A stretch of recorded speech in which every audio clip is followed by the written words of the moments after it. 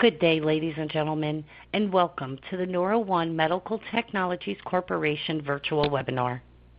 Today's call will be conducted by the company's Chief Executive Officer, Dave Rosa, and Ron McClurg, the company's Chief Financial Officer.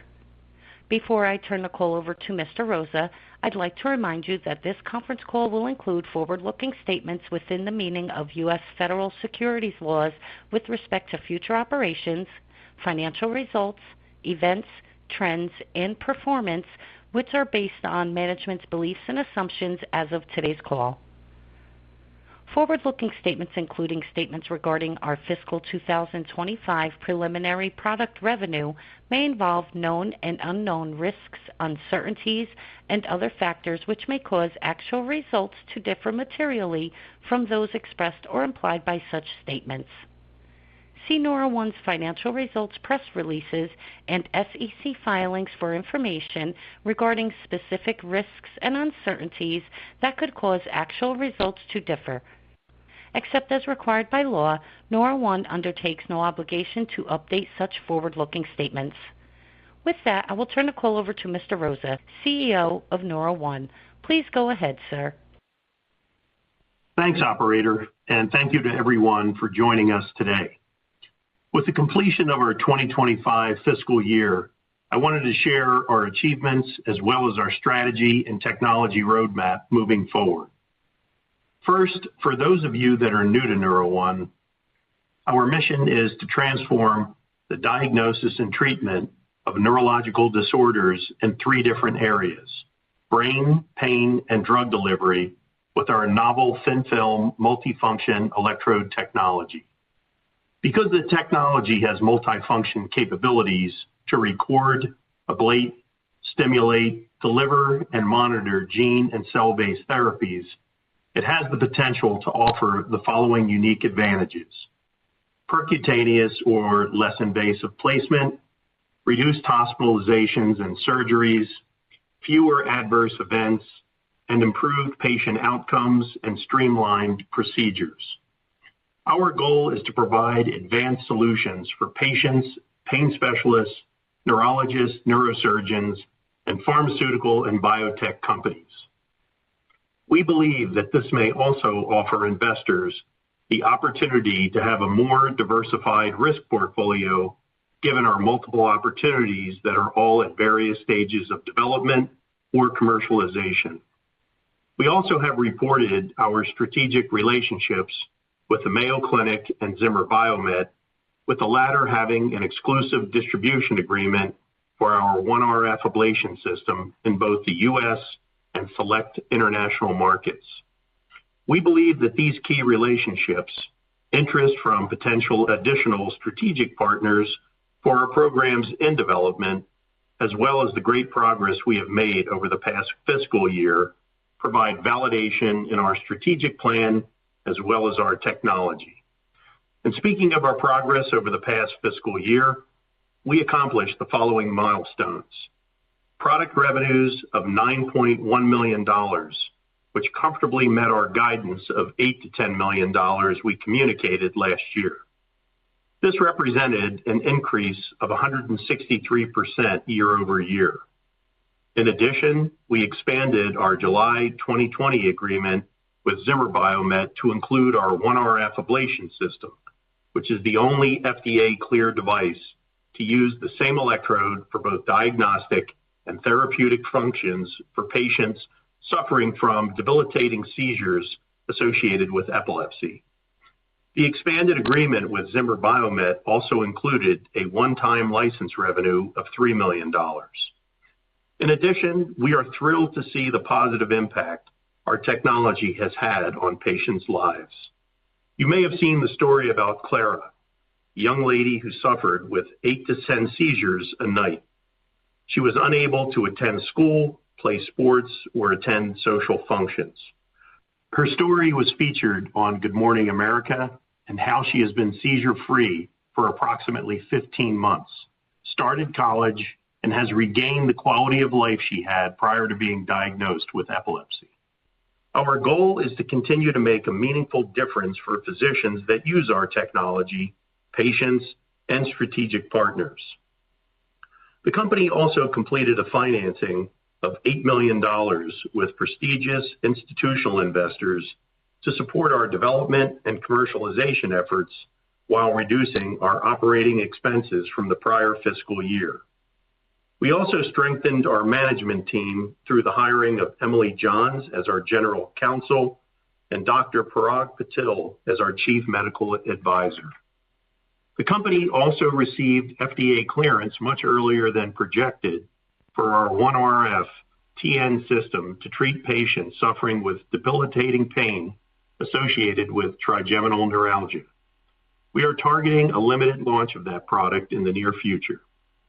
With respect to back pain, the company continued to develop our percutaneously placed spinal cord stimulation electrode for lower back pain, and also started an advisory board to guide our development of a basivertebral RF ablation system, which would leverage our existing RF technology to treat patients suffering from lower back pain attributed to the basivertebral nerve. Regarding our drug delivery program, we were excited to announce that we received our first order from a large pharmaceutical firm for evaluation purposes, also validating our belief that it offers value to companies developing gene and cell-based therapies. The market potential for our drug delivery and pain management technologies exceeds the current markets that we currently participate in. We will continue to evaluate additional opportunities to leverage our thin film technology where we believe it can offer unique benefits for patients and physicians while offering significant revenue potential. Moving forward, our growth strategy is to pursue the following: support Zimmer Biomet's commercial expansion of the OneRF ablation system, ISO 13485 clearance in order to expand revenue opportunities outside of the U.S., initiate the OneRF registry to collect and publish patient outcomes data, launch the OneRF trigeminal neuralgia system in the U.S., either direct or via partnership, leverage the RF ablation generator and temperature control system to treat lower back pain attributed to the basivertebral nerve, strategic partnerships for our drug delivery platform, and continue to develop our percutaneous placed spinal cord stimulation electrode and secure a strategic partnership. I would now like to turn the call over to Ron McClurg to provide some additional color on our financial standing and expectations moving forward. Thanks, Dave. As mentioned previously, we are reporting preliminary fiscal year product revenue of $9.1 million, which is in line with the guidance provided throughout the year. We also had license revenue of $3 million from the expanded exclusive distribution agreement with Zimmer Biomet. Additionally, as of September 30, 2025, the company had preliminary cash and cash equivalents of $6.6 million. I believe we have significantly improved our cost discipline, and recent hires within the management team have led to reduced expenses. With continued cost controls and execution, we believe we are funded through at least fiscal 2026, potentially longer if key milestones are hit. Looking forward, we are excited about the growth opportunities and how our financial position allows for us to take advantage of those opportunities. We have a world-class partner in Zimmer Biomet that can help accelerate our growth in the future. We set our budgets and spending conservatively and base spending primarily on revenue from our minimum buying requirements from Zimmer without including potential additional revenue opportunities when budgeting. We have no debt on the balance sheet and an ATM in place should we need additional capital to extend the runway. I'll turn the call back over to Dave quickly for some final thoughts before opening up the line for questions. Thanks, Ron. We're extremely excited about the progress we made in fiscal year 2025, yet even more excited about the future potential for the business. Our technology is having a meaningful impact on patients' lives, and we believe our other products in development can have a similar impact. 2025 represented a year of successful execution with the goals we established for this fiscal year, and we remain optimistic regarding our growth potential given what we discussed today. Operator, at this time, I think we can open up for questions. Certainly. At this time, we will be conducting a question-and-answer session. If you would like to ask a question, please press star 1 on your telephone keypad. A confirmation tone will indicate your line is in the question queue. You may press star 2 if you would like to remove your question from the queue. For participants using speaker equipment, it may be necessary to pick up your handset before pressing the star keys. One moment, please, while we poll for questions. Your first question for today is from Jeffrey Cohen with Ladenburg Thalmann. Hey, Dave and Ron. Thanks for taking our questions. Thanks for joining the call, Jeff. My pleasure. Ron, just a quick one. The 6.6 of cash from the end of September, does that include the $3 million Zimmer as well? Yes. We received that $3 million back in early November of 2024. Got it. Can you talk a little bit about the face pain 510K for outside of getting it, and as far as getting commercial on it, are you thinking about direct, or are you thinking about partnerships, at least domestically? Sure. So the target for when we would expect to do a limited launch is November, so it would be early next month. We have centers lined up.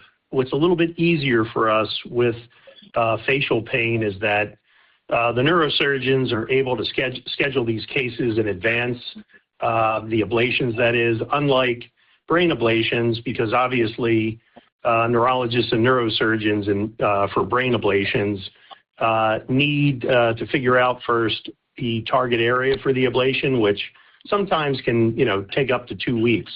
In this case, they're able to stack the patients who are suffering from this, and they're able to do the cases relatively quickly. So we expect that the 4 centers that we've chosen will have cases in November. We want to make sure, like we do with every product that we've launched, Jeff, that there's no surprises. We do have interest from a strategic. We've told them once we're done with the cases and the results, we'll sit down with them to discuss a partnership. If for some reason that doesn't occur, then we would be prepared to go direct if we had to. Okay, and Dave, how many cases do you think will be performed through the balance of this year? Probably around 10 is what we're thinking based on just preliminary numbers. Okay, got it. I guess back to you, Ron. It looks like Q4 was nearly $1 million higher than Q3. So maybe talk about what drove that in particular and what kind of pull-through we'll see into 26. Well, again, we sell to our partners, Zimmer Biomet, and so we don't have as good a handle on the end user pull-through. We are continuing to work with them and train additional reps and distributors that they have so that we can continue to support the cases in the new centers that are coming on board. Yeah, so I would just add to that, Jeff, that we've definitely seen an uptick in cases probably over the last 6 to 8 weeks. And while we're not in every case that Zimmer does, we are in a fair amount of the ablation cases, and things are definitely increasing. So I would expect that trend to continue in 2026. Okay, got it. And one more, if I may. You spoke a little bit about drug delivery with pharmaceuticals. Could you give us a sense of perhaps drug volumes or perhaps locations of the body? So at least initially, our device would be used in the brain, and it would be used for neurological conditions. the discussion and the company that we referred to that had placed an initial order, they're looking to treat epilepsy, so this is right in our wheelhouse. The neurosurgeons who would place the device in the brain would be really the same people that are using our device today, plus I'm sure some that aren't. But the initial condition would be epilepsy. The device, we've also had some questions about the device being used in other areas of the body. Depending on the application, there's definitely opportunity for that. But really, what makes this seamless for us is going to the same call point that we're going to today, and that's the neurosurgeon for brain-related conditions. And in terms of, I think you had another question on volume. It appears that when these devices are used in clinical trials, the partner that we've been referring to has indicated this would be 1 to 2 locations with utilization of 2 to 4 devices per patient. Okay, that's helpful. And any sense on timing on the K to be filed? We plan to file the 10-K in early December, and we have not settled on a specific date yet, and we'll set that call date, that earnings call date, right around the time we file. Got it. Okay, perfect. Thanks for taking our questions. Thanks, Jeff. Thank you, Jeff. Your next question for today is from Anthony Vendetti with Maxim Group. Thank you. So I just wanted to talk a little bit about the quarter. And Dave, you said the momentum you're seeing from this quarter, you think will continue. In terms of the pipeline for fiscal year 26, is the momentum you're seeing just based on patient volume, on the what you're seeing from or hearing from the physicians? And then I know it's a multi-part question, but when you look at where this is coming from, obviously, it's mostly coming from the physicians, but are patients becoming also more aware of your offering, and if so, how? So it's an excellent question. I think the initial answer is that we've trained additional sales reps from Zimmer. So there are now more sales reps that have access to the sites. And just from that sheer change, we're seeing obviously additional interest. But the question about patients, we're actually doing some work with CARE, which is an epilepsy organization, as well as the Epilepsy Foundation. And the goal here is really to make patients more aware of the therapy so that they're also going in and asking physicians, about maybe getting access to this. It's interesting. I've heard some feedback from some of the neurosurgeons that we've partnered with. And one of the questions is, why don't more patients come in for the surgery? And one of the answers was that, neurologists that were trained 15, 20 years ago are much more conservative than the neurologists that have been trained more recently.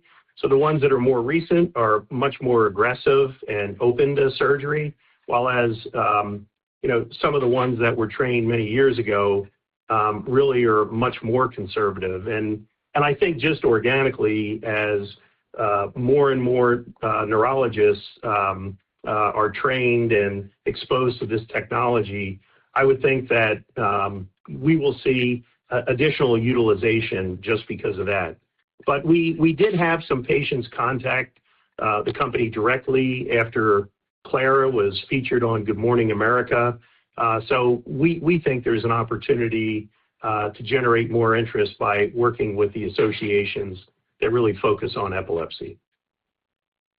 Okay, great. That makes a lot of sense. And then on the reimbursement process, how are you assisting the physicians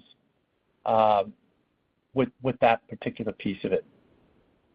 Yeah, so we, as a company, can't go out there and tell them, oh, use this particular code. I mean, there are codes that have been established. Off the top of my head, I don't remember the code number, but it's a catch-all code. And the sites are really using different strategies with respect to reimbursement, meaning different codes. So unless I was in touch with the actual centers doing reimbursement, I can't tell you the exact codes off the top of my head that they're using. Okay. Is there anything else about the onboarding process or physician support other than these associations going forward to recruit other physicians, make them more aware of it, whether it's you have more salespeople, but is there any other social media way of reaching out and making everyone more aware of it, whether it's, like you said, individuals? Yeah, certainly. Yeah, go ahead. Oh, sorry. I think one of the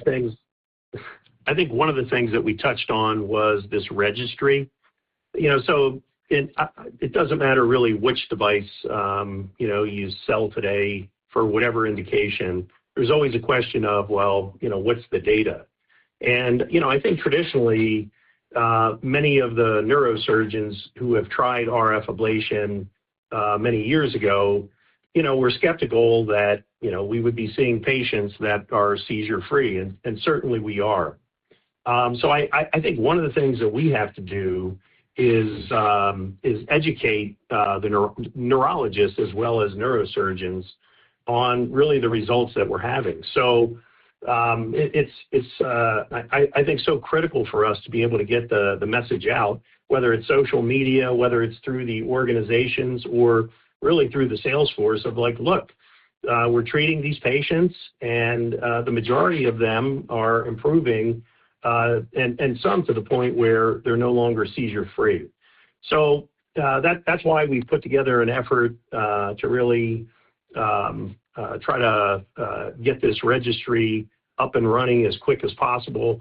It was one of the reasons why we brought on Dr. Patil. We thought this was an area that he could really drive for us.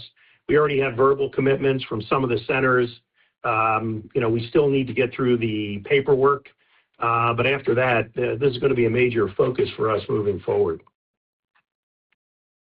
Okay, great. That's thanks for all the color. That was very helpful. I'll hop back in the queue.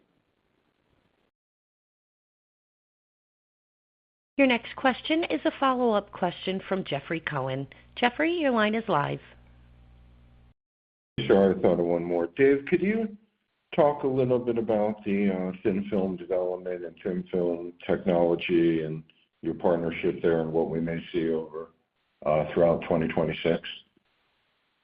Yeah, I think the partnerships that we're really looking to develop with the technology are really pain management, one of the pillars that we're going after. And the reason why we're really interested in a partnership there is we'd love to partner with a strategic that already has an FDA clearance for a complete stimulation system to treat back pain. And it doesn't have to be back pain. We're just starting with back pain because it happens to be the largest market in terms of revenue generated. But if we're able to form a partnership and literally use their PMA to piggyback off of, our path to a U.S. clearance is much faster than if we have to develop our own. Now, we decided to develop our own generator, RF generator, because that was a much easier undertaking than a stimulator. But that's really the main benefit in doing that. And then, we also want to leverage the RF generator. I mean, you've seen now that after brain ablation, we got clearance for facial pain ablation, and now we're moving, to treat low back pain with the same system. with some modifications. There's also the opportunity. We've been approached by a few strategics regarding our interest in partnership. So those are two areas that hopefully we'll be able to talk more about. And then drug delivery, it's really partnerships with primarily pharma companies. So that's what I think you can look for. Super. Thanks for taking that. Thanks.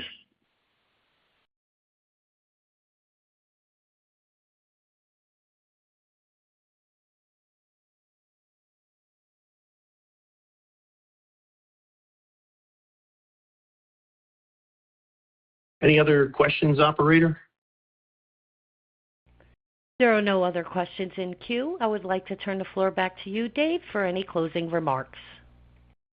I would just like to, again, thank everyone for attending the call, and we're really looking forward to connecting with you and the investor community in the near future. Thanks, and have a great rest of the day. Thank you. This does conclude today's conference call. We thank you for your participation. You may disconnect your lines at this time and have a wonderful day.